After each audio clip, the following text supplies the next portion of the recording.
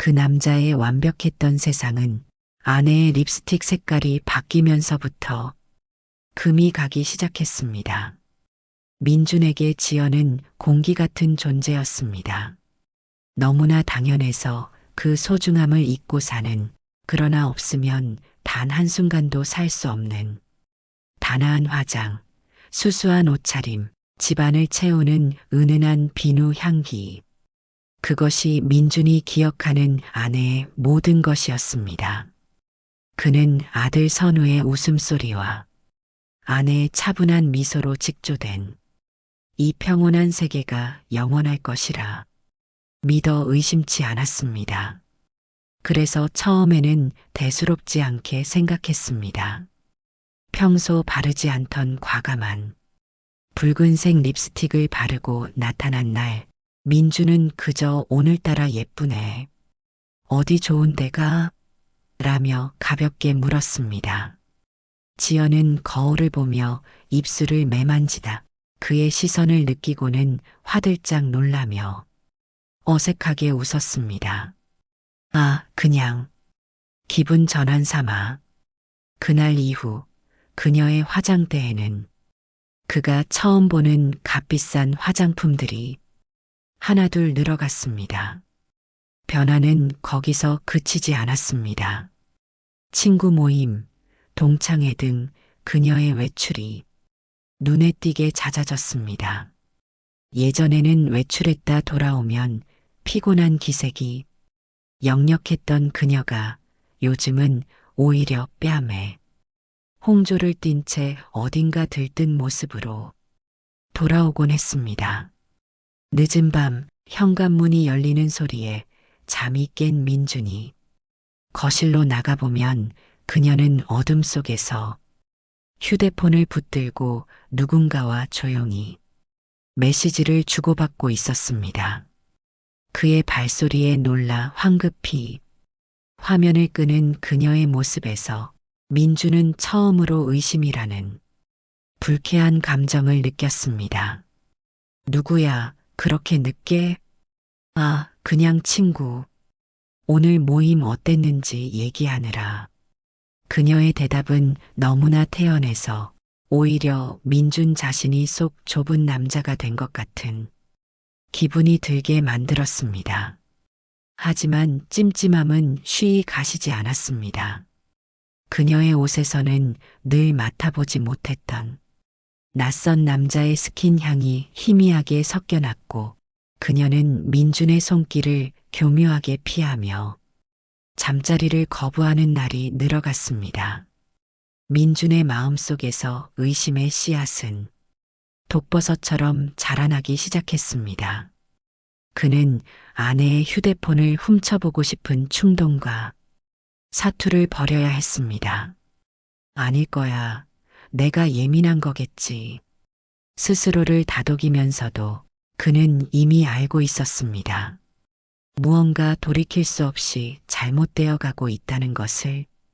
결정적인 증거는 아주 우연한 곳에서 발견되었습니다.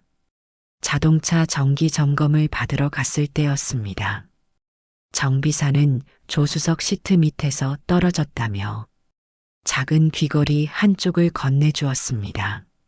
민준이 본 적 없는 화려하고 값비싼 디자인의 귀걸이. 그것은 결코 지연의 취향이 아니었습니다. 그 순간 민준의 머릿속에서 모든 퍼즐 조각이 섬광처럼 맞춰졌습니다. 잦은 외출, 낯선 향수, 밤늦은 메시지, 그리고 이 귀걸이. 그는 차 안에서 한참을 멍하니 앉아 있었습니다. 심장이 차갑게 식어내리는 기분이었습니다. 배신감보다 먼저 든 감정은 지독한 허탈함이었습니다.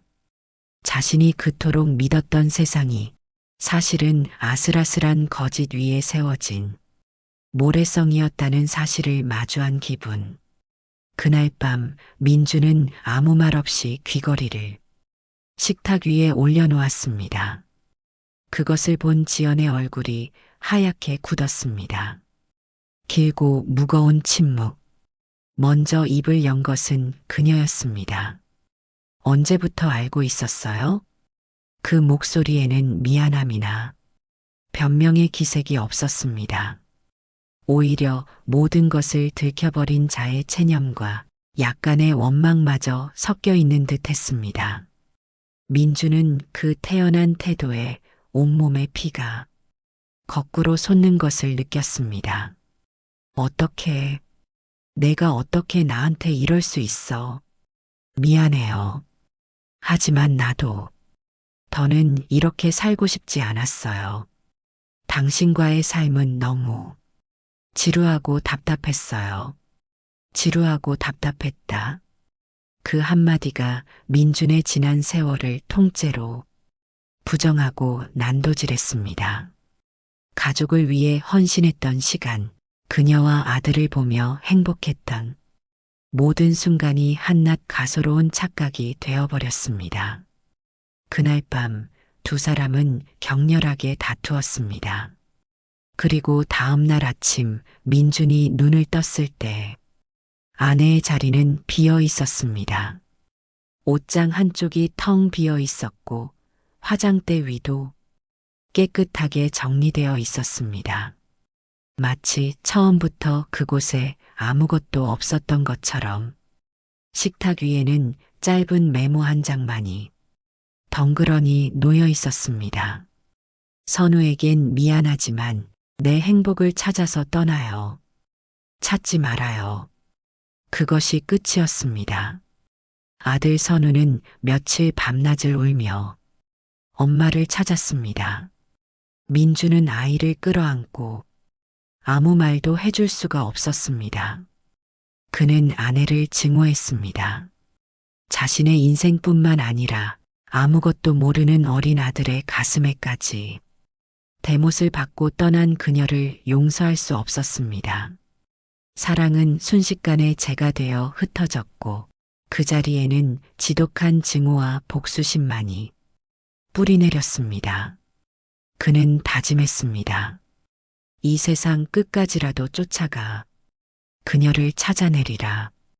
그리고 그녀가 새로 찾았다는 그 행복을 가장 잔인한 방식으로 갈기갈기 찢어버리리라. 그렇게 한 남자의 지옥이 시작되었습니다. 그는 오직 복수라는 단 하나의 목표를 위해 자신을 단련하고 또 단련했습니다. 그의 영혼은 이미 오래전에 죽어버린 채 오직 그날을 위한 칼날만을 벼리고 있을 뿐이었습니다. 20년이라는 세월은 어떤 이에게는 상처를 아물게 하는 연고가 되기도 하지만 민준에게는 독을 키우는 배양액과도 같았습니다. 그는 성공했습니다. 강남의 가장 높은 빌딩 꼭대기에 자신의 이름을 내건 사무실을 두었고 그의 손끝에서 그려진 설계도들은 도시의 스카이라인을 바꾸어 놓았습니다. 사람들은 그를 미다스의 손이라 불렀고 그의 냉철한 결단력과 빈틈없는 일 처리를 칭송했습니다. 하지만 그 누구도 알지 못했습니다. 그가 쌓아 올린 성공이라는 화려한 성체가 사실은 복수라는 단 하나의 기둥 위에 아슬아슬하게 서 있다는 사실을 말입니다.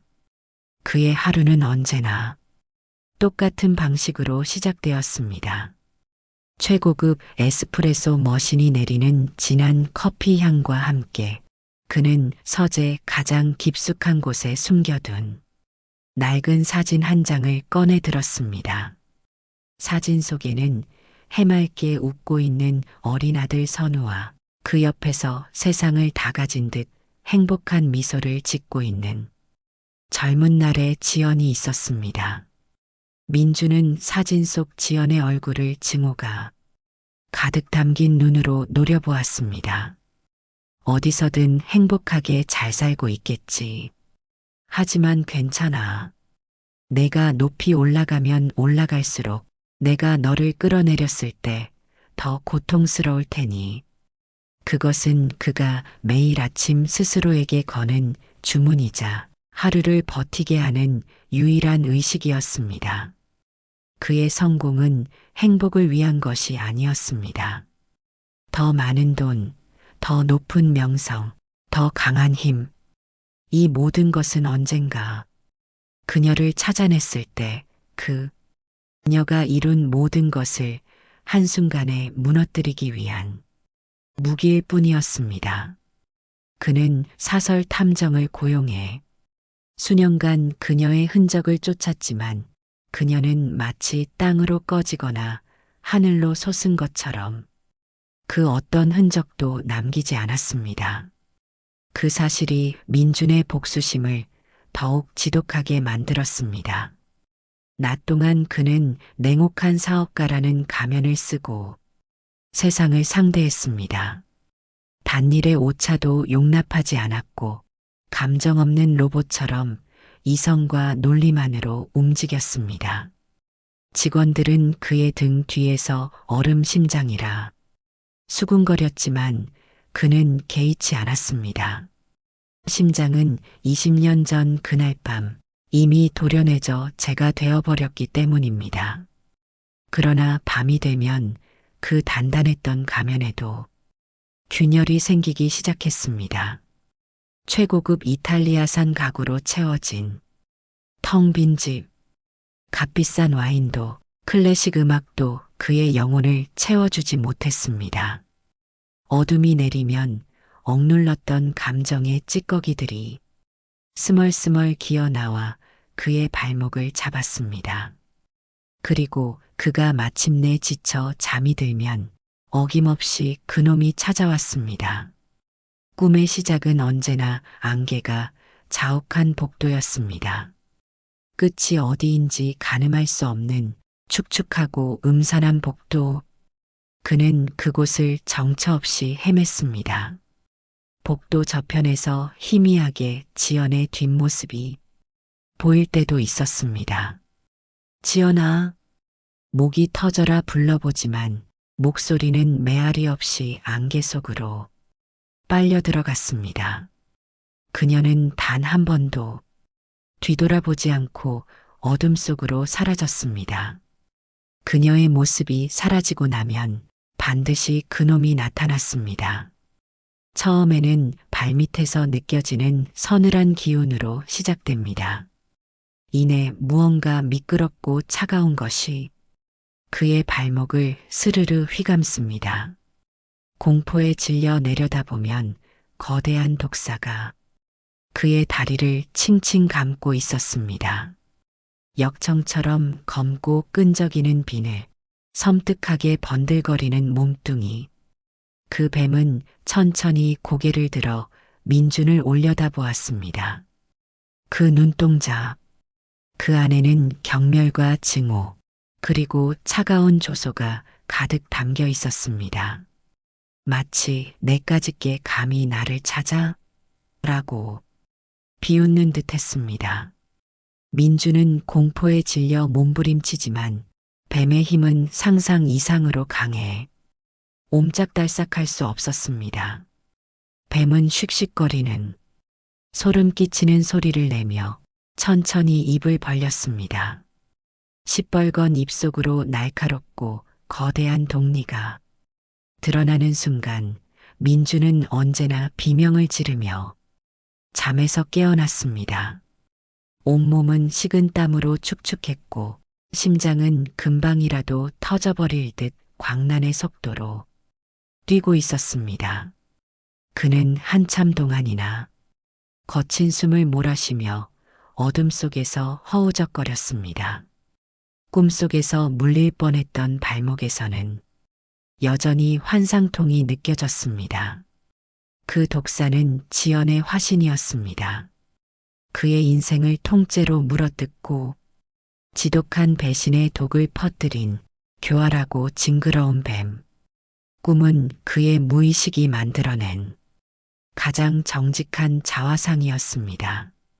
낮에는 그녀를 사냥하는 포식자를 자처했지만 밤이 되면 그는 언제나 그녀라는 거대한 공포 앞에서 벌벌 떠는 무력한 사냥감에 불과했습니다.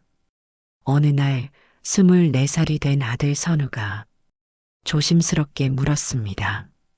아버지, 아직도 그 여자 꿈을 꾸세요? 민주는 대답 대신 술잔을 기울였습니다. 선우는 어머니에 대한 기억이 거의 없었지만 아버지가 지난 20년간 어떤 지옥 속에서 살아왔는지는 똑똑히 보고 자랐습니다. 이제 그만 잊으세요. 아버지만 힘드실 뿐이에요. 잊어. 민주는 헛웃음을 터뜨렸습니다. 선우야, 상처는 잊는 게 아니야. 더 씌우는 거지. 더 큰 상처로. 나는 내 엄마에게 내가 받은 것보다 훨씬 더 큰 흉터를 남겨줄 거야. 그때가 되어야 비로소 내 상처도 아물기 시작하겠지. 그의 눈빛은 복수심으로 이글거렸지만 그 이면에는 20년의 세월로도 지워지지 않는 깊은 슬픔과 그리움이 짙게 배어 있었습니다. 아들은 더 이상 아무 말도 하지 못했습니다. 아버지를 옭아매고 있는 것은 증오심만이 아니라는 것을 어렴풋이 짐작하고 있었기 때문입니다. 그날 밤에도 민주는 독사 꿈을 꾸었습니다. 하지만 그날은 조금 달랐습니다. 늘 자신을 노려보기만 하던 독사가 처음으로 입을 열었습니다. 뱀의 입에서 나온 것은 사람의 목소리였습니다. 바로 지연의 목소리였습니다. 제발, 오지 마. 그 목소리에는 경멸이나 조소가 아니었습니다. 애원과 절규에 가까운 처절한 비명이었습니다. 민주는 꿈속에서 혼란에 빠졌습니다. 나를 비웃던 것이 아니었나? 나를 경멸하던 것이 아니었나? 독사는 피눈물 같은 붉은 눈물을 뚝뚝 흘리며 몸을 돌려 어딘가로 향하기 시작했습니다. 그곳은 안개 너머 희미하게 보이는 깊은 산속의 낡은 절이었습니다. 독사가 절의 문턱으로 스르르 사라지는 순간 민주는 잠에서 깨어났습니다. 그날 아침 민주는 처음으로 서재의 사진을 꺼내보지 않았습니다.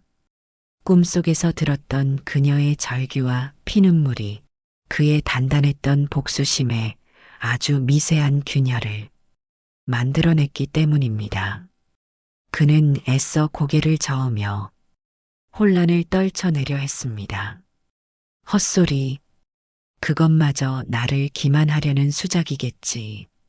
하지만 한 번 생긴 균열은 그가 아무리 외면하려 해도 조금씩 그리고 분명하게 그의 영혼을 잠식해 들어오고 있었습니다. 그의 20년 묵은 지옥이 이제 새로운 국면을 맞이할 참이었습니다. 꿈속에서 독사가 흘렸던 피눈물은 며칠 동안이나 민준의 머릿속을 끈질기게 맴돌았습니다. 그는 애써 그것이 자신의 나약함이 만들어낸 환상일 뿐이라고 치부했습니다. 20년간 벼려온 복수의 칼날이 무뎌져서는 안 되었습니다. 하지만 한 번 생긴 균열은 그의 일상에 미세한 파문을 일으키고 있었습니다.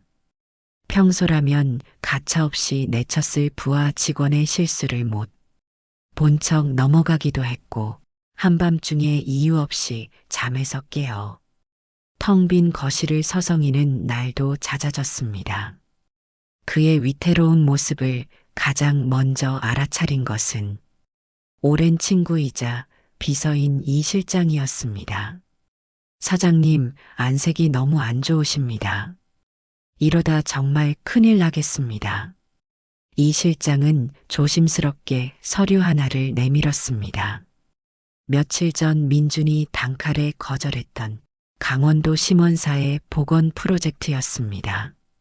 제가 알아보니 이 절이 템플스테이로도 아주 유명하더군요. 복원 프로젝트는 잊으시고 그냥 며칠 바람이나 쐬고 오시는 건 어떻겠습니까? 속세의 모든 걸 잠시 내려놓고 맑은 공기 마시며 며칠만이라도 좀 쉬십시오. 내려놓다라는 말에 민주는 코웃음을 쳤습니다. 내가 이 복수심을 내려놓는 순간 나는 살아갈 이유를 잃는 것이다. 신인이 부천이 하는 것들은 나약한 자들이나 기대는 허상일 뿐. 그는 당장이라도 서리를 찢어버리고 싶었지만 친구의 진심 어린 걱정이 담긴 눈빛을 외면할 수는 없었습니다. 그리고 무엇보다도 꿈속에서 독사가 사라졌던 그 절의 모습이 뇌리에서 떠나지 않았습니다. 기이한 우연, 혹은 운명의 장난일지도 모른다는 불길한 호기심이 그의 마음 한구석에서 고개를 들었습니다. 알았어. 며칠만 다녀오지. 그의 대답은 순전히 변덕이었습니다. 어쩌면 위선으로 가득 찬 그 공간에 가서 평화로운 척하는 자들의 얼굴에 냉소라도 퍼부어주고 싶은 심술이었을지도 모릅니다. 며칠 후 민주는 구불구불한 산길을 달려 심원사에 도착했습니다. 속세의 소음이 완벽하게 차단된 고즈넉한 산사. 풍경 소리는 청아했고 소량을 머금은 공기는 그의 폐부를 시원하게 씻어주는 듯 했습니다. 그러나 이 모든 평화가 민준에게는 잘 짜인 연극 무대처럼 역겹게 느껴졌습니다. 그는 주지 스님과의 짧은 인사를 마친 뒤 템플스테이용 숙소에 짐을 풀었습니다. 그의 마음은 여전히 지옥의 한가운데에 머물러 있었습니다. 첫날 프로그램은 저녁 공양과 예불이 전부였습니다. 민주는 다른 참가자들과 함께 공양간으로 향했습니다. 밥알 한 톨도 남기지 말라는 규칙 따위는 안중에도 없었습니다. 그는 그저 이 위선적인 시간이 빨리 끝나기만을 바랄 뿐이었습니다. 배식대 앞에 줄을 서서 마지못해 식판을 들었을 때였습니다. 밥을 퍼주는 행자승들 무리 속에 유독 익숙한 실루엣이 눈에 들어왔습니다. 햇빛을 등지고 있어 얼굴은 잘 보이지 않았지만 고개를 숙여 국을 푸는 손짓, 이따금씩 목 뒤쪽을 매만지는 저 옆모습.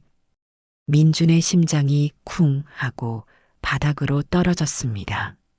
시간의 흐름이 멈추고 주변의 모든 소리가 사라졌습니다.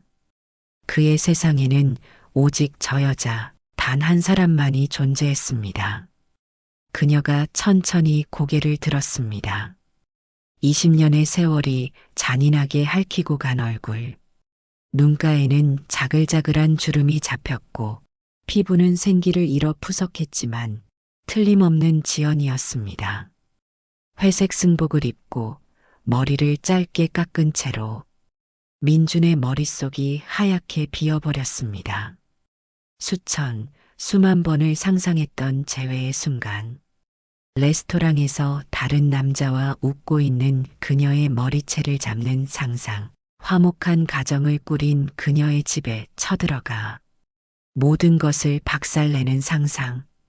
그러나 지금 그의 눈앞에 있는 것은 속세의 모든 욕망을 버렸다는 상징인 스님의 모습을 한 지연이었습니다. 순간 그의 온몸을 지배한 것은 슬픔이나 그리움이 아니었습니다. 지독한 경멸감과 함께 용암처럼 들끓는 분노였습니다.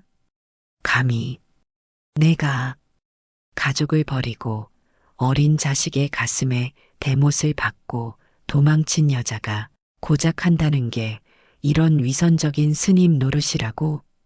부처님 뒤에 숨어서 지난날의 죄를 씻고 평화롭게 살아가고 있었다고?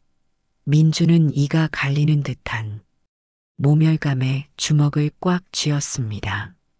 손톱이 손바닥을 파고드는 고통도 느껴지지 않았습니다.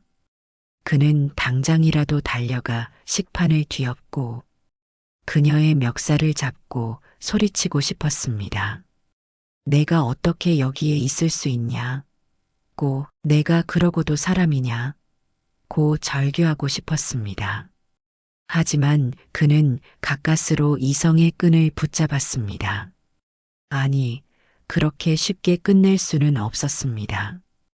이것은 신이 내린 복수의 기회였습니다. 이보다 더 완벽한 무대는 없었습니다. 모든 스님들과 신도들이 지켜보는 앞에서 저 위선적인 여자의 가면을 벗겨내고 진흙탕에 처박아 주리라. 그녀가 20년간 공들여 쌓아 올린 가짜 평화와 성스러움을 한순간에 무너뜨려 주리라. 민주는 아무렇지 않은 척 그녀가 퍼주는 국을 받았습니다. 그녀는 민준을 알아보지 못하는 듯 혹은 알아보았지만 애써 외면하는 듯 그와 눈을 마주치지 않았습니다. 민주는 식판을 들고 구석진 자리에 앉았습니다. 밥알이 모래알처럼 씹혔지만 그는 억지로 음식을 삼켰습니다. 지금부터는 전쟁이었습니다. 그날 밤 그는 주지 스님을 찾아가 건축가로서의 본래 신분을 밝혔습니다. 사실은 심원사의 복원 문제 때문에 미리 답사를 온 것입니다. 며칠 더 머물며 절의 구조를 꼼꼼히 살펴보고 싶습니다. 주지 스님은 흔쾌히 허락했습니다. 민주는 완벽한 위장 신분을 얻었습니다. 이제 그는 자유롭게 절 곳곳을 돌아다니며 묘각이라는 법명으로 불리는 그녀를 감시할 수 있게 되었습니다. 그날부터 그의 지독한 관찰이 시작되었습니다. 그는 건축 도면을 보는 척하며 하루 종일 그녀의 일거수일투족을 쫓았습니다. 그녀가 누구와 대화하는지, 어디로 가는지, 무엇을 하는지, 그는 그녀의 모든 행동에서 위선의 증거를, 감춰진 욕망의 흔적을 찾아내려 혈안이 되었습니다. 그의 계획은 치밀했습니다. 첫째, 그녀가 절 안에서 몰래 다른 남자와 연락하거나 만나는 증거를 잡는다. 둘째, 그녀가 계율을 어기는 결정적인 순간을 포착한다. 셋째, 그 모든 증거를 가지고 모든 대중 앞에서 그녀의 실체를 폭로한다. 그는 그녀가 분명 어딘가에서 허점을 보일 것이라 확신했습니다. 그렇게 쉽게 가족을 버렸던 여자가 성인군자가 되었을 리 만무했습니다. 저 회색 승복 아래에는 분명 시커먼 욕망이 뱀처럼 다리를 틀고 있을 것이었습니다. 민주는 차가운 복수의 칼날을 갈며 거미줄을 치고 먹잇감을 기다리는 거미처럼 조용히 때를 기다리기 시작했습니다. 그의 눈빛은 20년 전보다 더욱 차갑고 냉혹하게 빛나고 있었습니다. 그러나 그는 아직 알지 못했습니다. 자신이 던진 그 거미줄에 걸려들 먹잇감은 그녀가 아니라 바로 자기 자신이라는 사실을 말입니다. 그의 완벽한 복수 계획은 그가 전혀 예상치 못한 방향으로 흘러가기 시작할 참이었습니다. 그는 건축가라는 가면 뒤에 숨어 마치 먹잇감을 노리는 포식자처럼 묘각 스님의 모든 동선을 꿰뚫고 그녀의 일상을 파고들었습니다. 그의 눈은 그녀의 위선을 잡아낼 예리한 카메라였고 그의 귀는 그녀의 거짓을 포착할 민감한 녹음기였습니다. 그는 확신했습니다.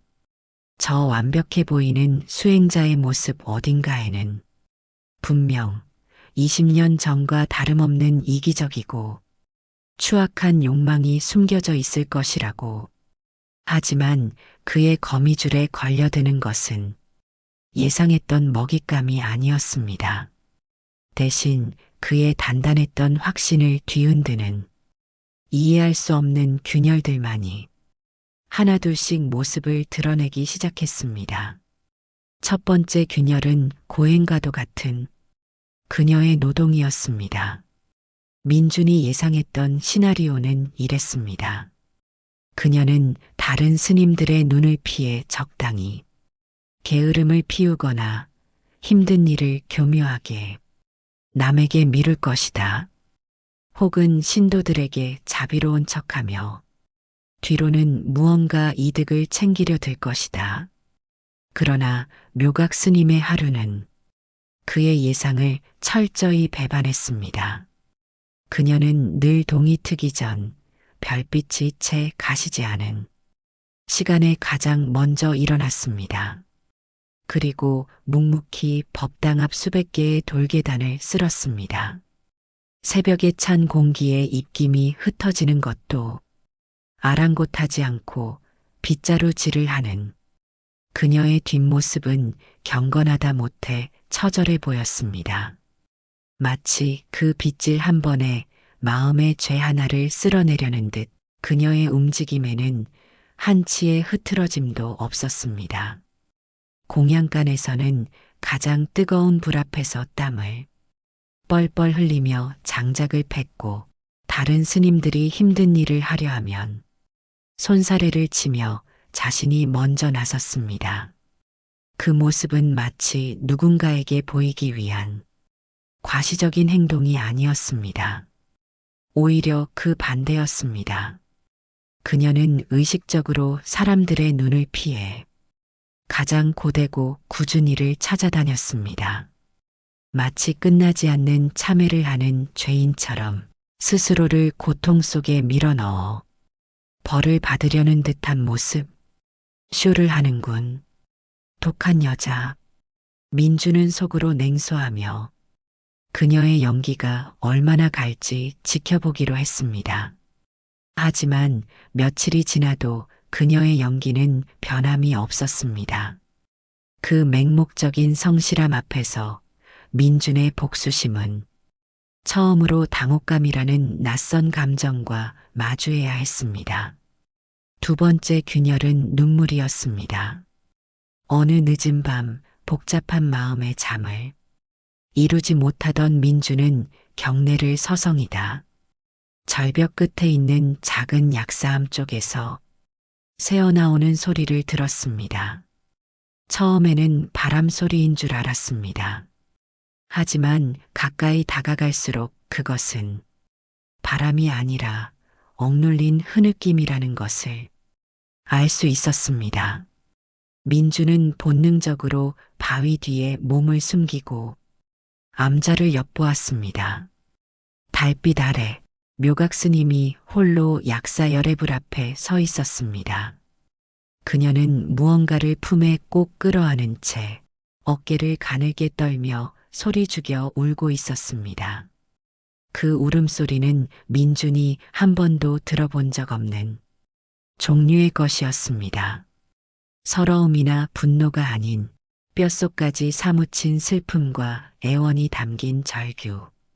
마치 세상의 모든 고통을 짊어진 사람처럼 그녀는 금방이라도 바스러질 듯 위태롭게 흐느끼고 있었습니다. 민주는 자기도 모르게 마른 침을 삼켰습니다. 저것마저 연기란 말인가? 아무도 없는 이 깊은 밤, 외딴 암자에서 대체 누구에게 보이기 위해 저토록 처절하게 운단 말인가? 그는 그녀가 품에 안고 있는 것이 무엇인지 확인하고 싶다는 강렬한 충동에 사로잡혔습니다. 그 순간 달빛이 구름을 벗어나며 그녀가 끌어안고 있던 물건을 비추었습니다. 그것은 20년 전 아들 선우가 갓 태어났을 때 입었던 낡고 빛바랜 베넷 저고리였습니다. 민준의 심장이 쿵 하고 바닥으로 떨어졌습니다. 머릿속이 거대한 망치로 얻어맞은 듯 멍해졌습니다. 가족을 버린 여자가 왜 아들의 베넷 저고리를 끌어안고 저렇게 운단 말인가? 죄책감? 아니면 뒤늦은 후회? 그 어떤 이유를 갖다 붙여도 그녀의 저 눈물은 설명되지 않았습니다. 복수심으로 단단하게 굳어있던 그의 마음에 아주 작지만 선명한 의문이 싹트기 시작했습니다. 그리고 마침내 그의 확신을 송두리째 무너뜨린 세 번째 균열이 찾아왔습니다. 그날은 유난히 비가 많이 내렸습니다. 민주는 처마 밑에서 비를 피하며 복잡한 생각에 잠겨 있었습니다. 그때 묘각 스님이 우산 하나를 든 채 비를 맞으며 어디론가 향하는 것을 보았습니다. 그녀의 걸음걸이가 어딘지 부자연스러웠습니다. 한쪽 다리를 살짝 저는 듯 위태롭게 발을 내디디고 있었습니다. 어디를 가는 거지? 호기심과 의심이 뒤섞인 채 민주는 조용히 그녀의 뒤를 쫓았습니다. 그녀가 향한 곳은 절의 가장 후미진 곳에 있는 지금은 사용하지 않는 낡은 창고였습니다. 그녀는 창고 문을 열고 안으로 들어갔다. 민주는 빗소리에 발소리를 숨기며 창고의 찢어진 문틈으로 안을 엿보았습니다. 그리고 그는 숨을 멈췄습니다. 창고 안 묘각 스님은 웅크리고 앉아 있었습니다. 그녀는 젖은 옷을 갈아입고 있었는데 그 과정에서 드러난 그녀의 다리는 충격적이었다. 한쪽 다리가 비정상적으로 가늘게 말라 있었고 곳곳에 시퍼런 멍 자국이 가득했다. 그녀는 가쁜 숨을 몰아쉬며 작은 약병을 꺼내 떨리는 손으로 약을 입에 털어 넣었다.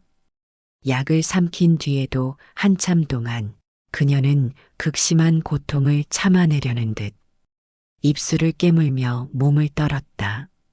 순간 민준의 뇌리를 스치는 기억이 있었습니다.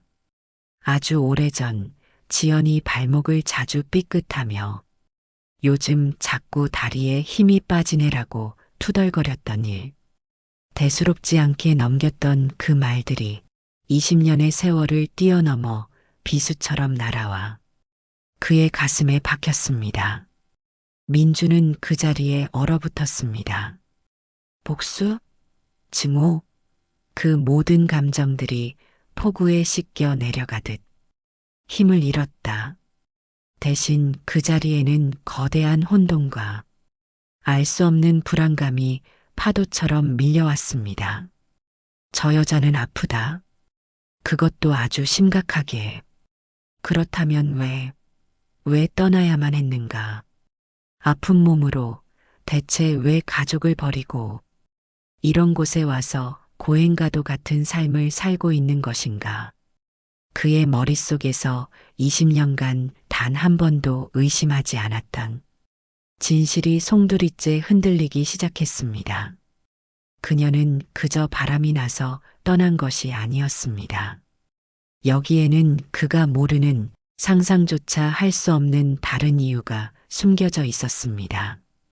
민주는 비를 맞으며 자신의 숙소로 돌아왔습니다. 차갑게 식어버린 방 안에 홀로 앉아 그는 처음으로 지난 20년을 되돌아보았습니다. 그의 머릿속은 이제 복수심이 아닌 거대한 물음표들로 가득 차 있었습니다. 그날 밤 민주는 잠을 이룰 수 없었습니다.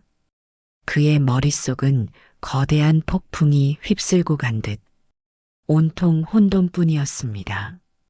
고행가도 같은 노동, 베네 저고리를 끌어안고 흘리던 눈물, 그리고 어둠 속에서 고통에 신음하던 그녀의 모습.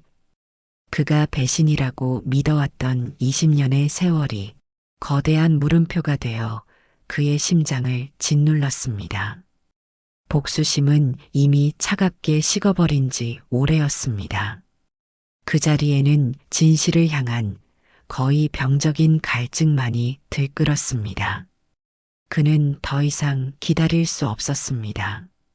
이 지독한 의문의 끝을 보지 않고서는 단 하루도, 아니 단 한 시간도 버틸 수 없을 것 같았습니다. 민주는 자리에서 벌떡 일어났습니다. 그의 발걸음은 망설임 없이 묘각 스님의 처소를 향했습니다. 쿵, 쿵, 쿵.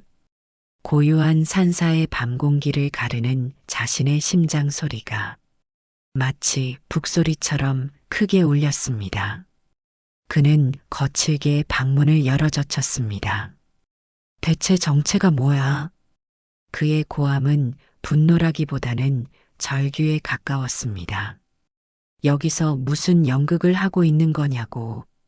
당신이 흘리는 그 눈물은 뭐고, 당신이 앓고 있는 그 병은 또 뭐냔 말이야.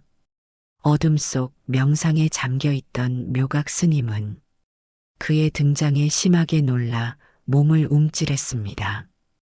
반사적으로 고개를 들었고 그 얼굴에는 순간적인 공포와 당혹감이 그대로 드러났습니다.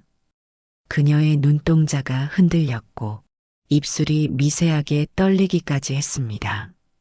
그 목소리, 그 눈빛 그녀는 한눈에 그가 민준이라는 사실을 알아차렸습니다. 하지만 이내 그녀는 조용히 숨을 들이켰습니다. 두 손을 꼭 모으고 눈을 감았다가 다시 떴을 때 그녀의 눈빛에는 깊은 체념과 받아들임이 깃들어 있었습니다. 마치 이 순간이 언젠가는 반드시 올 것임을 예감해왔다는 사람처럼 그녀는 가늘게 떨리는 목소리로 조심스럽게 입을 열었습니다. 앉으세요, 민준 씨. 20년 만에 처음으로 불린 자신의 이름. 그 이름은 민준의 마지막 남은 이성의 끈을 끊어버리기에 충분했습니다. 그 입으로 내 이름을 담지 마. 당신은 그럴 자격 없어. 말해. 왜 그랬어? 왜 우리를 버렸어? 민준은 금방이라도 그녀에게 달려들 듯 으르렁거렸습니다.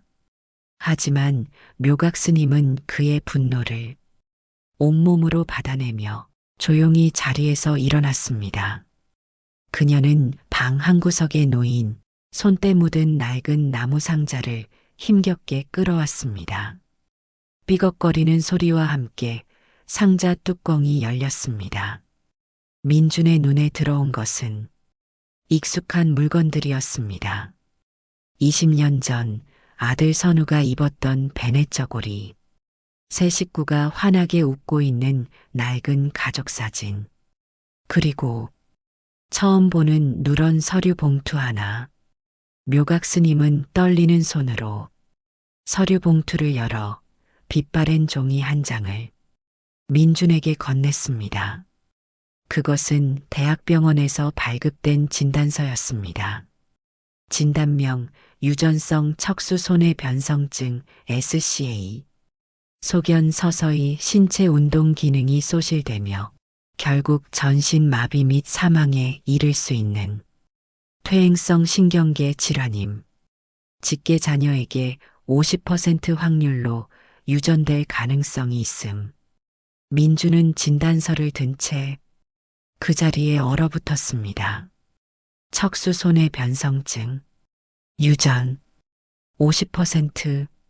머릿속에서 의미를 알 수 없는 단어들이 어지럽게 떠다녔습니다. 그는 고개를 들어 믿을 수 없다는 눈으로 그녀를 바라보았습니다. 묘각 스님은 마침내 20년간 굳게 닫아두었던 입을 열었습니다. 그녀의 목소리는 가늘게 떨리고 있었지만 한 글자 한 글자 힘을 담아 이야기하기 시작했습니다. 당신과 선우의 인생을 내 병으로 망가뜨릴 수 없었어요. 그녀의 눈에서 참아왔던 눈물이 툭 터지듯 흘러내렸습니다. 이 병을 알게 된 날 세상이 무너지는 것 같았어요. 서서히 내 몸이 내 것이 아니게 되고 결국에는 당신과 우리 아들 앞에서 짐이 되어버릴 내 미래가 너무나 끔찍했어요. 하지만 나 자신보다 더 무서웠던 건 그녀는 숨을 삼키며 가장 고통스러운 진실을 토해냈습니다. 우리 선우였어요. 내 아들에게 이 끔찍한 저주를 물려줬을지도 모른다는 생각에 매일 밤이 지옥이었어요. 만약 내가 이 사실을 당신에게 털어놓았다면 당신은 절대로 날 포기하지 않았겠죠. 그리고 우리 선우는 평생 언제 발병할지 모른다는 공포 속에서 살아가야 했을 거예요. 결혼도, 미래도, 그 어떤 꿈도 마음 편히 꾸지 못했을 거예요. 그녀는 오열하며 민준을 바라보았습니다. 그래서 당신이 날 증오하게 만들어야만 했어요. 당신이 날 경멸하고 다시는 찾고 싶지 않은 여자로 만들어야 당신과 선우가 나를 깨끗이 잊고 새 삶을 살 수 있을 거라고 믿었어요.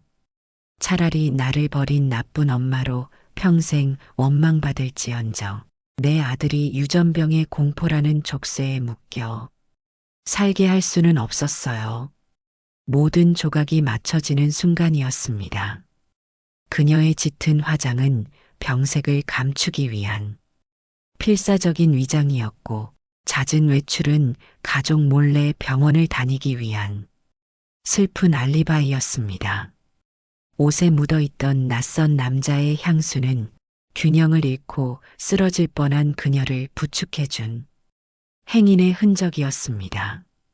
지루하고 답답했다는 그 잔인한 말은 그의 선량한 마음을 끊어내기 위한 가장 고통스러운 거짓말이었습니다. 민주는 거대한 충격에 휩싸여 뒷걸음질 쳤습니다. 그의 20년은 무엇이었나? 그가 불태웠던 복수심은, 그가 쏟아냈던 증오는 대체 무엇을 향한 것이었나? 그는 사랑하는 아내와 아들을 지키기 위해 스스로 악녀가 되어 지옥으로 걸어 들어간 한 여자를 무려 20년 동안이나 증오하고 저주해왔던 것입니다. 그제야 그는 깨달았습니다. 매일 밤 자신을 찾아와 발목을 물어뜯으려 했던 그 섬뜩한 독사의 정체를. 그 독사는 지연이 아니었습니다. 그것은 다가오지 마, 나를 미워해, 제발 나를 잊어줘 라고 필사적으로 절규하며 사랑하는 가족을 밀어내려 발버둥 치던 그녀의 고통 그 자체였던 것입니다. 독사가 흘렸던 피눈물은 20년간 홀로 모든 것을 감내하며 그녀가 흘려온 피눈물이었습니다. 민준의 입에서 의미를 알 수 없는 신음이 터져 나왔습니다.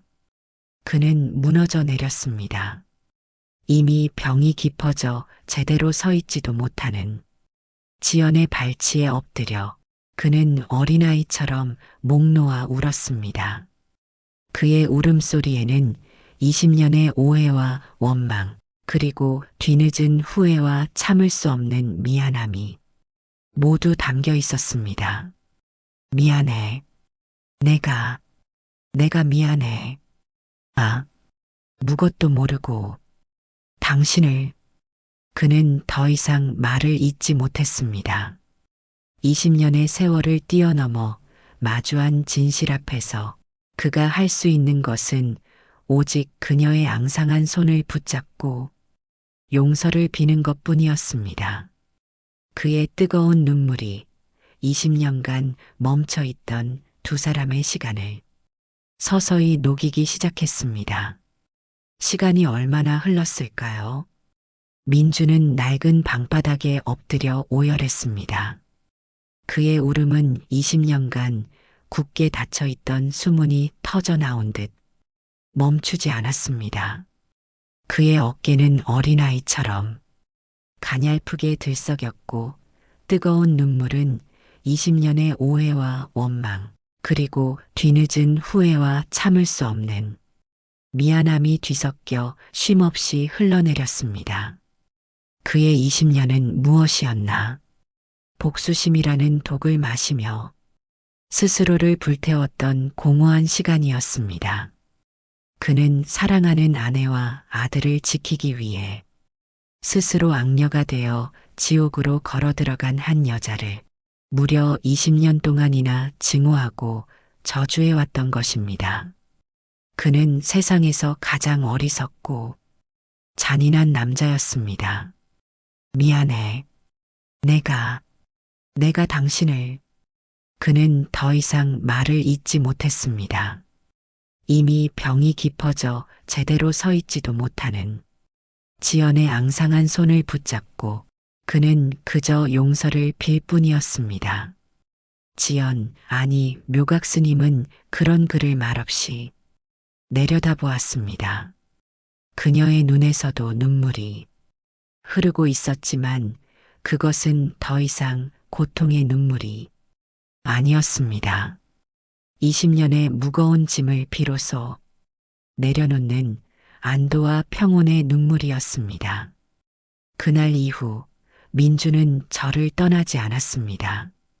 그는 건축가라는 가면을 벗어 던지고 가장 낮은 곳에서 속죄를 시작했습니다. 새벽 일찍 일어나 그녀가 쓸던 돌계단을 대신 쓸었고 공양간에서 가장 힘든 일을 도맡아 했습니다. 그의 행동을 의아하게 여기는 스님들의 시선에도 아랑곳하지 않았습니다. 이것은 그가 그녀에게 그리고 스스로에게 바치는 뒤늦은 참회였습니다. 며칠 후 민주는 아들 선우에게 전화를 걸었습니다. 수화기 너머로 모든 이야기를 전해 들은 선우는 한참 동안 말이 없었습니다. 자신을 버렸다고 믿었던 어머니, 그 증오의 대상이 사실은 자신을 지키기 위해 모든 것을 희생한 사람이었다는 진실은 24살 청년이 감당하기에는 너무나 버거운 것이었습니다. 다음 날 선우가 심원사를 찾아왔습니다. 20년 만에 마주한 어머니의 모습은 그가 상상했던 것과는 너무나도 달랐습니다. 휠체어에 의지한 채 창백한 얼굴로 앉아있는 낯선 비구니 스님. 선우는 차마 그녀에게 다가가지 못하고 멀리서 그저 바라보기만 했습니다. 원망과 그리움, 충격과 연민이 뒤섞인 복잡한 감정이 그의 가슴 속에서 소용돌이쳤습니다. 민주는 그런 아들의 어깨를 조용히 다독여 주었습니다. 그리고 묘각 스님이 있는 방으로 아들을 이끌었습니다. 어색하고 무거운 침묵이 세 사람을 짓눌렀습니다. 묘각 스님은 차마 아들의 얼굴을 제대로 쳐다보지 못하고 고개를 숙인 채 눈물만 떨구었습니다. 그때 선우가 조용히 자신의 가방에서 서류 봉투 하나를 꺼냈습니다.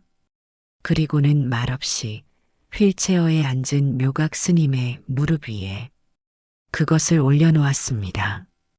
그것은 얼마 전 회사에서 받았던 건강검진 결과 통보서였습니다.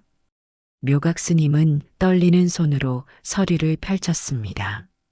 수많은 검사 항목들 사이로 유독 한 문장이 그녀의 흐릿한 시야에 선명하게 박혀 들어왔습니다. 신경계 유전 질환 관련 인자 이상 소견 없음. 순간 묘각 스님의 온몸에서 힘이 빠져나가는 듯 했습니다. 그녀는 결과지를 가슴에 끌어안고 소리내어 울기 시작했습니다. 20년, 매일 밤, 매일 새벽 부처님 앞에 엎드려 올렸던 단 하나의 기도. 제 모든 것을 가져가셔도 좋으니 부디 제 아들에게만은 이 고통을 물려주지 마옵소서.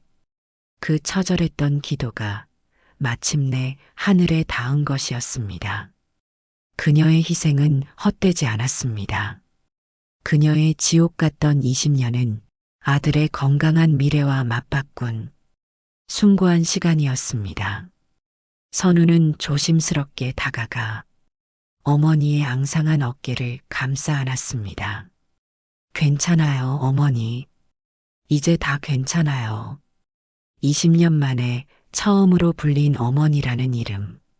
그 한마디에 세 사람을 올가매고 있던 모든 오해와 상처가 눈 녹듯 스르르 녹아내렸습니다. 민주는 두 사람을 끌어안고 고마움과 미안함이 뒤섞인 눈물을 흘렸습니다. 복수는 끝났습니다. 이제 남은 것은 뒤늦은 속죄와 20년의 세월을 뛰어넘는 애틋한 사랑뿐이었습니다. 남은 시간은 많지 않았습니다. 지연의 병세는 하루가 다르게 깊어지고 있었습니다. 민준과 선우는 그녀의 곁을 지켰습니다. 민주는 매일 그녀의 휠체어를 밀며 경내를 산책했고 20년 동안 해주지 못했던 세상의 시시콜콜한 이야기들을 들려주었습니다. 선우는 어머니가 좋아했던 낡은 시집을 찾아와 나지막한 목소리로 시를 읽어주었습니다. 어느 맑은 가을날 오후였습니다. 세 사람은 절 마당의 가장 큰 은행나무 아래 앉아 있었습니다. 노랗게 물든 은행잎이 햇살을 받아 황금빛으로 반짝이고 있었습니다. 민준 씨, 나 후회하지 않아요. 지연이 힘겹게 입을 열었습니다. 만약 시간을 되돌린다 해도 나는 똑같은 선택을 했을 거예요. 당신과 우리 선우를 지킬 수만 있다면 그걸로 됐어요. 민주는 그녀의 손을 더욱 꽉 잡았습니다. 바보같이 왜 혼자 다 짊어지려 했어? 같이 아파하고 같이 해결했으면 됐잖아. 그럼 당신이 너무 힘들잖아요. 나는 당신이 언제나 환하게 웃는 모습만 기억하고 싶었어요. 그녀의 얼굴에는 옅은 미소가 걸려 있었습니다. 그것은 민준이 20년 전 그토록 사랑했던 세상에서 가장 아름다운 미소였습니다. 며칠 뒤 지연은 두 사람이 지켜보는 가운데 조용히 눈을 감았습니다. 마치 긴 여행을 마치고 고단한 잠에 빠져들 듯 그녀의 얼굴은 더없이 평온했습니다. 그녀는 비로소 모든 고통과 짐을 내려놓고 영원한 안식에 든 것이었습니다. 그녀가 떠난 후 민주는 심원사의 복원 프로젝트를 끝까지 마무리했습니다. 그는 자신의 모든 것을 쏟아부어 낡고 쓰러져 가던 저를 예전보다 더욱 아름답고 견고하게 되살려냈습니다. 그것은 그녀가 마지막까지 머물렀던 공간에 대한 그의 마지막 사랑의 표현이자 영원한 속죄의 증표였습니다. 가끔 민주는 아들과 함께 심원사를 찾습니다. 그리고 그녀가 잠들어 있는 은행나무 아래 한참을 앉아 있다 가곤 합니다. 바람이 불어 풍경 소리가 청아하게 울리면 두 사람은 서로를 보며 조용히 미소 짓습니다. 비록 그녀는 곁에 없지만 그녀가 남긴 숭고한 사랑은 이제 두 사람의 마음속에서 영원히 살아 숨쉬고 있었습니다. 20년의 지독한 겨울은 끝났습니다. 그리고 그들의 삶에는 그녀의 희생으로 피어난 따뜻하고도 애틋한 봄이 비로소 찾아오고 있었습니다. 이야기가 마음에 와 닿으셨다면 좋아요 버튼 꾹 눌러주세요. 또 다른 이야기로 찾아뵙겠습니다. 감사합니다.